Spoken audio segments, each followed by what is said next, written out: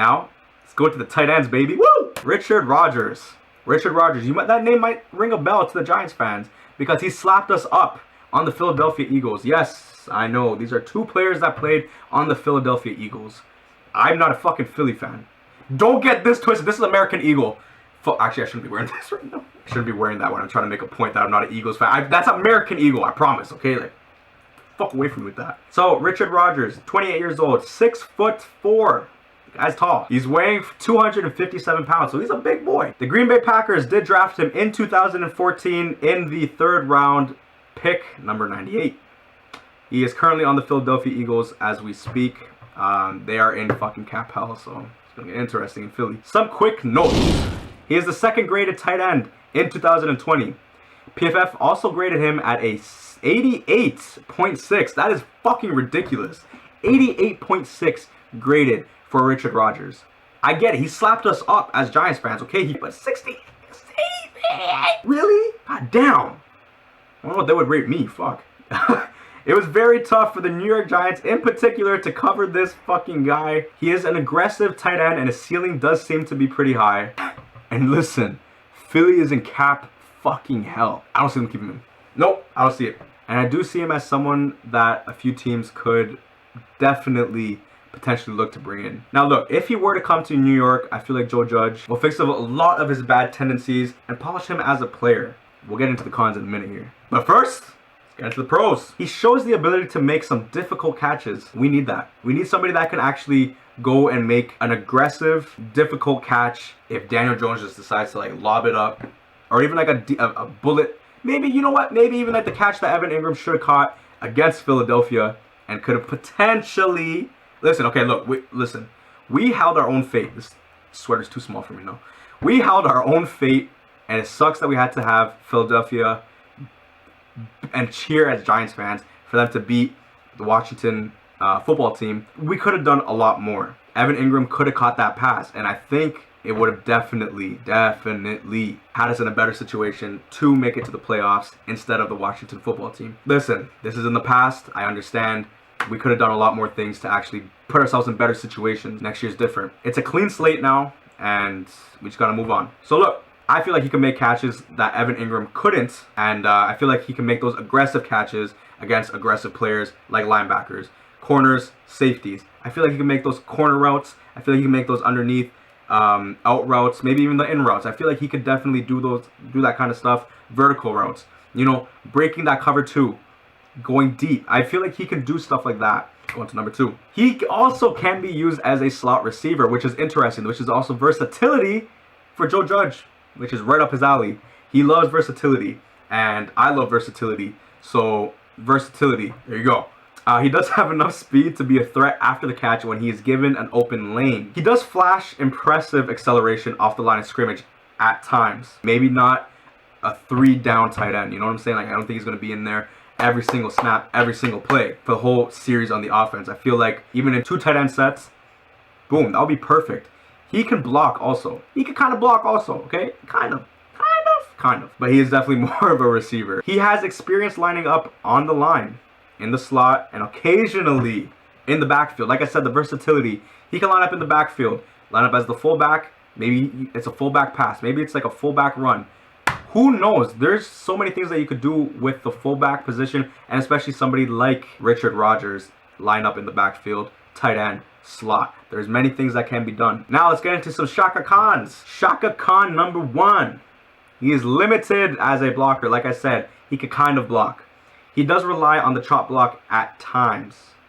Okay?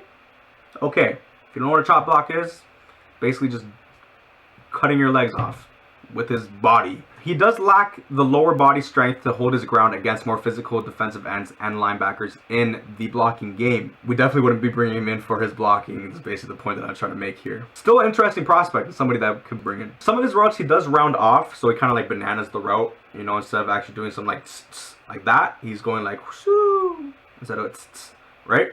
So he does do that sometimes, and he does take the wasted steps, whereas in maybe he's like lined up in the slot, for example, and he kind of takes like a back step, boom, and then go off like that. You know what I'm saying? Like he kind of makes some wasted steps, and it could definitely throw off the timing of a pass, of the route, whatever. He is slow to get out of his stance when he's lined up at the line of scrimmage at times, and he is often late at reacting to the blitzing linebackers. So basically, we can line him up in the slot and the backfield, and I feel like that's where he can kind of excel the most. Definitely, we could put him at tight end. Don't get me wrong, we could do that, and it would definitely throw off teams because they'll be like, oh, is he blocking? Is he running?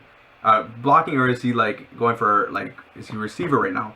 You know, you could like throw him off. But the lack of agility does limit his catch radius, and he is very inconsistent to adjusting to poorly thrown balls. We would need basically Daniel Jones to throw like dimes. Danny Dimes, we need you like year round. Come here, come here, come here. Now let's get to some stats. Let's go. In the 2014 season wherein he was drafted by the Philadelphia Eagles, he started in 5 games, played in 16 of them though. He had 478 snaps, 30 targets, 20 receptions, 225 receiving yards, 11.2 yards per reception, 2 touchdowns, 0 fumbles. Let's go. That's what I'm fucking talking about. Now, 2015 season, Green Bay. Wait, did I say Philadelphia? No, listen. He played in Green Bay for 4 years. 2015, Green Bay. Played in 16 games, started in 12 of them. So that is a drastic increase to his starts. He had 799 snaps. Another increase. Big one. 85 targets this time. 58 receptions. 510 receiving yards. 8.8 yards per reception. 8 touchdowns that year. The most in his career, 8 touchdowns from the tight end spot. I can respect that. 0 fumbles. Actually, he had 0 fumbles his whole career. I like that stat. 2016, still in Green Bay. He's played in 16 games, but now he dropped it down to 6 starts. I don't know if that was because of injury or because they just were not using him. 603 snaps, 47 targets, 30 receptions, 271 receiving yards, 9 yards per reception, 2 touchdowns that year. And again, 0 fumbles. 2017 is last year in Green Bay. 15 games played and started in 1 fucking game, bro. 306 snaps, the least in his career thus far. 19 targets, 12 receptions, 160 receiving yards. 13.3 yards per reception. Now that's a lot, but he also wasn't getting targeted, and he wasn't getting those receptions really either. Yeah, you know, math. Got 1 touchdown that year, 0 fumbles. Like I said, none his whole career. Now, 2018. Played in 6 games, started in none of them. 42 snaps, 1 target. He had 1 reception though for that 1 target, 7 receiving yards. 7 yards per reception. Whoa! And no touchdowns. No fumbles either. That's a good stat. 2019, Philadelphia. And last year was also Philadelphia, 2018. So 2019, Philadelphia. 1 game played, 0 games started yet again. 5 snaps, 0 targets, 0 receptions, 0 receiving yards, 0 touchdowns, 0 zeros across the fucking board. Okay? Now, 2020, when the year was fucked up for everyone else, it seemed to be blessed for Richard Rodgers. 14 games played, 4 games started. Maybe not in that category. 275 snaps, 31 targets, 24 receptions, 345 yards, his second most in his career. 14.4 yards per reception and 2 touchdowns. That is really good. I can respect that 100%. And like I said, he was the second highest graded tight end in all of NFL. Second. First was Travis Kelce. Third was the tight end from Darren Waller from the Las Vegas Raiders. That's some good competition to come in second.